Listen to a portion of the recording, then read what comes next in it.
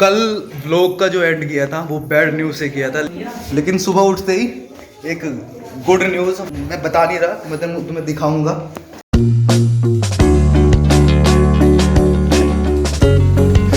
बस अरे मेरी दीदी आली है, आली मेरी दीदी।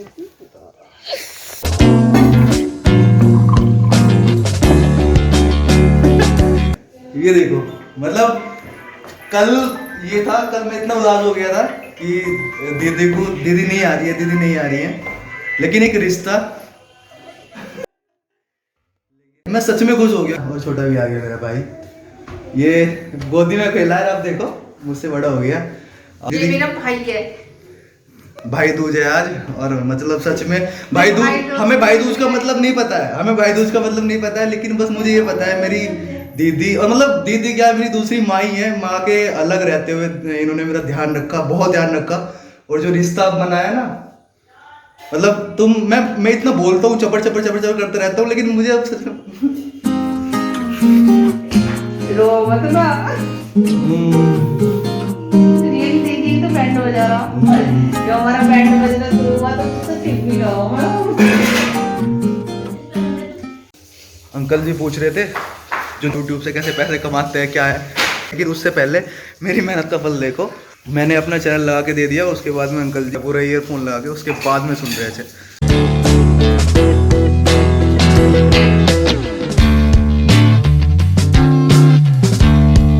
आई बाद में बैठी हुई बाद में, पहले सामान लगवा दिया कि भाई सामान जोड़ दे तू पहले। और उस बेचारी का मतलब जो रिया है वो उसको लेके नहीं आई, उसको वीडियो कॉल करा रही है। मतलब पहले तो ये है कि ये जो अब, और देखो ये जो सामान है ये मैं लेके आया था दीपावली में भाई अपना, और ये जो है ये मैं लेके आया था, बस 2-4 केले ले आई। मैंने कहा पूरी पूरी मेज सजा दूं, उसके बाद भी ये कह दिया कि वीडियो उस पे लगा, उस पे टेबल पे।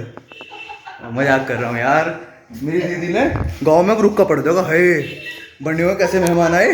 देखो सबसे ज़्यादा क्या होता है, सबसे ज़्यादा 30 त्योहारों पे होता है प्यार, और उसी के साथ साथ चलते हुए यही प्यार है। और यही है कि मेरी दीदी आई और इतनी 6:30 बजे से परेशान थी, 6:30 बजे से परेशान थी कि कैसे आना है 6:30 बजे उठा दिया। वो दीदी वो तो लास्ट वाला था, लास्ट वाले कॉल पे मैंने रिसीव कर लिया, वरना फ़ोन साइलेंट था, वो थैंक गॉड रिसीव कर लिया। और ये लोग आ गए, बस अब मैं पूजन करूँगा, वो मैं पूजन क्या, दीदी पूजन करेगी। हमें तो वो भी नहीं पता कि कैसे कैसे क्या क्या होना है, बस पूजन होगा, टीका मेरे करेंगी। और मतलब I am blessed to have a wonderful रिश्ते विद मी, वो ही सबसे मेन है। घर की 4 दीवारों में रिश्ते हो ना, तो दीवार भले ही कच्ची हो पक्की हो, और डजेंट मैटर, एक रिश्तों में तुम्हारी बुनियाद होनी चाहिए।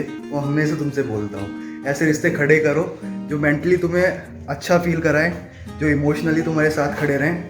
और वही रिश्ता मेरी दीदी के साथ है हमेशा से।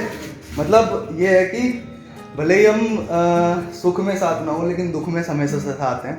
और दीदी ने मारा पीटा खिलाया पिलाया सब कुछ, उसके बाद जो चीज़ें बनी हैं, तो मैं वही बोलता हूँ कि अगर तुम्हें रिश्ते में बुनियाद लानी है तो एक विश्वास, एक लगाव, एक लगन होनी चाहिए, वो हम लोग निभाते हैं, वो बहुत बड़ी बात है।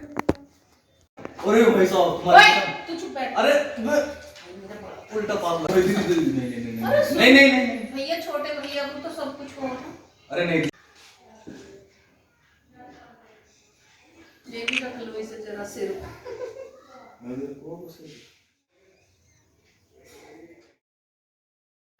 Love, I wanna be strong we're doing wrong, but I'll try to fix it. Love, I wanna be strong.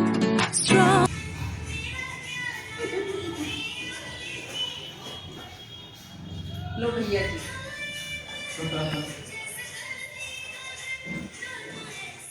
आशीर्वाद चलो दीदी। भैया रख लो, पहले कभी देकर साफ कर दे, है ना भैया। आइड का कुछ बढ़िया दीदी बटवा पता देखो वही वाला बना और रख रखा तेरे भाई साहब। मैंने और मुझे गिफ्ट में मिले थे दिसंबर में, तो फिर मैंने ले नहीं था, क्योंकि मतलब इसमें मुझे फील हो रहा है कि भाई बरकत ज्यादा है इसमें। वे पूरी दुनिया में फिर रहे भैया, पर जो है ना वे ठीक है दीदी, बोले बोले। अरे अब जब वापस आने की नहीं सोचनी, कभी इनको ले भाई साग लेके चलू, अरे वो लेके चलू। भाई राम राम, भाई राम राम। चलो अरे रोटी कितनी सारी खाई। ठीक है बेटा, आराम जाइयो दीदी, आराम जाइयो, राम राम, आराम जाइयो, टेंशन टेंशन हुर। ठीक है, 1:30 बज रहे हैं। आज का टाइम जो था वो लगाव वाला था, लगाव का दिन रहा, लगाव के साथ रिश्ते निभाए। तो मेरा मैसेज यही है कि वो रिश्ते बनाओ जहाँ पे कुछ सोचना ना पड़े, कुछ कहने से पहले सोचना ना पड़े, कुछ करने से पहले प्लान ना करना पड़े। वो रिश्ता बनाओ जहाँ पे कुछ तुम बोलो तो वो विश्वास के साथ एक लकीर के साथ चला जाए। ऐसा रिश्ता बनाओ जहाँ पे त्योहार का मतलब ना हो के वहाँ पे सिर्फ मिल बैठे उसी का मतलब हो। जब कल दीदी का फ़ोन आया था ना तो मूड अपसेट हो गया था, तो फिर मैंने आज सूर्यवंशी रिलीज़ हुई है तो मैंने दोस्त से प्रॉमिस किया कि कल मूवी देखने चलेंगे। तो फिर उसका भी फ़ोन आ रहा था, फिर पक्का हो गया हम सबका सुबह ही। तो फिर 6:30 बजे करीब दीदी का फ़ोन आया तो वही काम धाम में लग गया। मैं उसको फ़ोन करना याद नहीं रहा, तो वो तैयार होके बैठा कि ये शुभम आएगा, मुजफ्फरनगर आज जाने का प्लान था। तो फिर वो कैंसिल किया क्योंकि दीदी आ रही थी यार। मतलब कोई भी मूवी हो रही, ये सब चीज़ तो बाद में भी हो जाती है। इवन अपना तो टेलीग्राम है तो उस पर भी देख लूँगा। देखो गाइज़, अगर तुम्हें नई नई वीडियो देखनी है, फिर मूवी कोई रिलीज़ हुई है वो देखनी है, तो तुम टेलीग्राम डाउनलोड कर लो। टेलीग्राम डाउनलोड करने के बाद मुझे कमेंट करना, वो मैं बताऊंगा कि कैसे कैसे उसमें नई मूवी आ जाती है, किस तरीके से कैसे होता है। इस व्लॉग में कमेंट करना कि टेलीग्राम डाउनलोड हो गया, अब क्या करना है आगे का। तो मैं आगे का मैं तुम्हें पर्सनली रिप्लाई कर दूंगा कि ऐसे ऐसे करना है।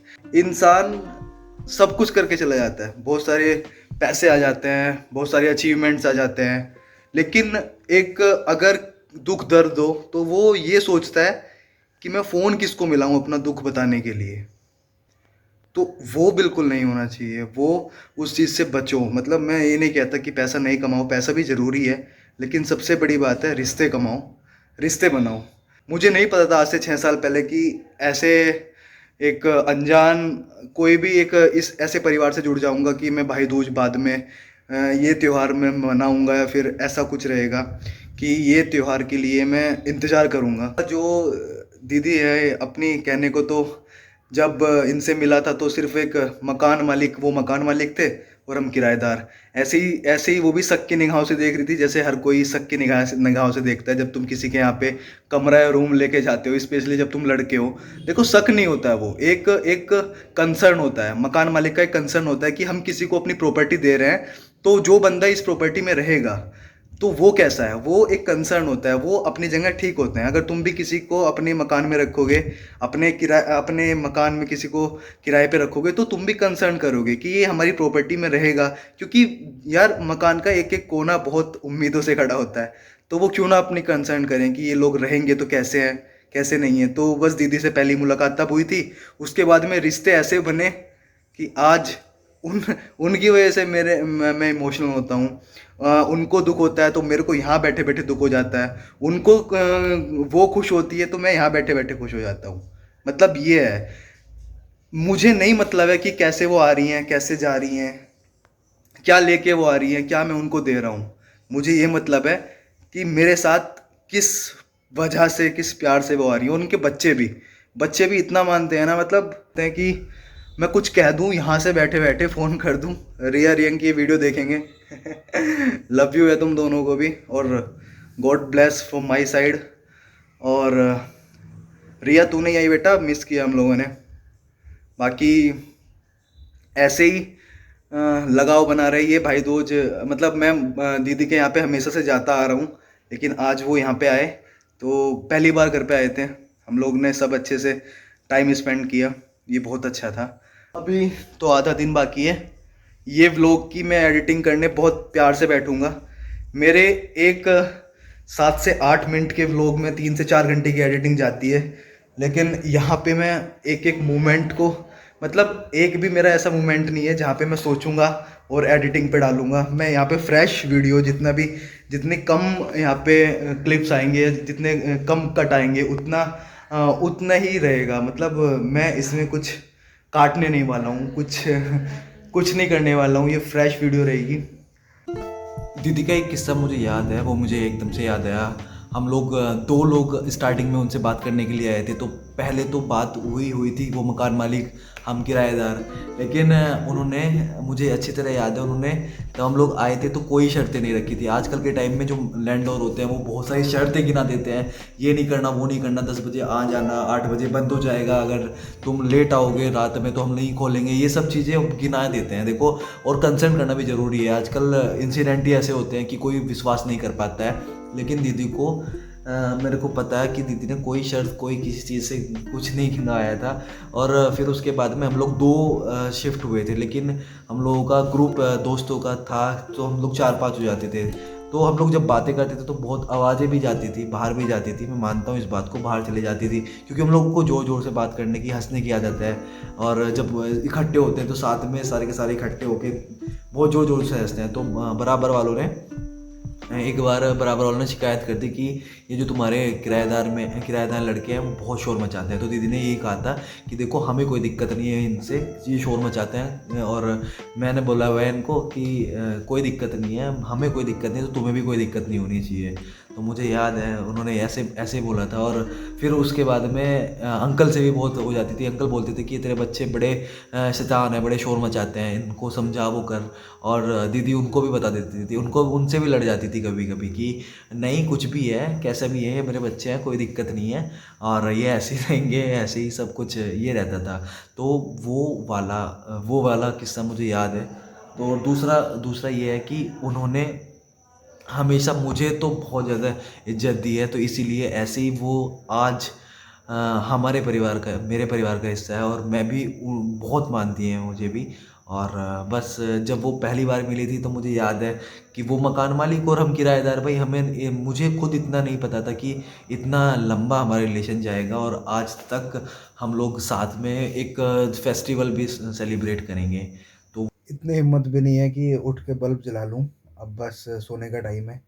तो अगर व्लॉग अच्छा लगा तो लाइक करना, चैनल पे अगर नए हो तो सब्सक्राइब करना, और मिलते हैं कल अगले व्लॉग में। Till then bye, take care, ध्यान रखो, खुश रहो, जो तुम चाहते हो वो करो।